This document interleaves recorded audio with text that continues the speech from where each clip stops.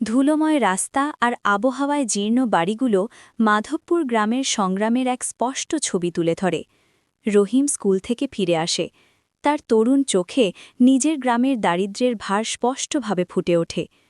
ছোট মুদির দোকানে পৌঁছেই রহিম তার বাবাকে সাহায্য করার প্রস্তুতি নেয়। তার চোখে সহায়তার এক নীরব অঙ্গীকার। সাধারণ সেই দোকানের ভেতরে রহিমের বাবা পণ্য গুছিয়ে রাখছেন।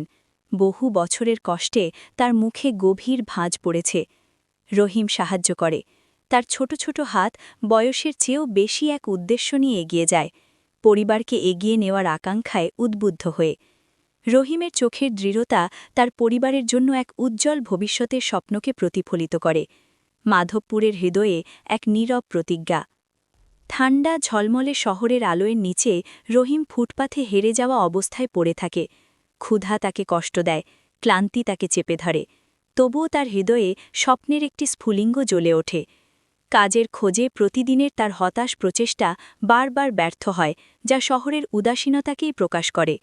চারপাশের প্রাণবন্ত জীবনের বিপরীতে সে সংগ্রাম চালিয়ে যায়। ব্যস্ত শহরের মাঝে একাকী মানুষ হিসাবে রহিম চোখ বন্ধ করে। শহরের আলো তখন আর কিছু নয়, শুধু এক দূর স্মৃতি।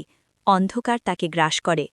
এক ব্যস্ত ব্যবসায়ীর অফিসের কেন্দ্রবিন্দুতে রহিম শেখার তীব্র আগ্রহে কাগজপত্রের জগতে ডুবে যায়।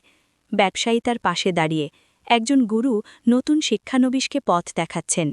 রহিমের চোখ কৌতূহলে ঝলমল করে।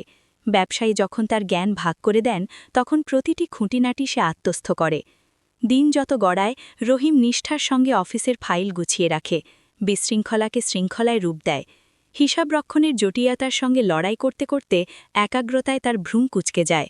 সংখ্যার ভাষায় দক্ষতা অর্জন করে।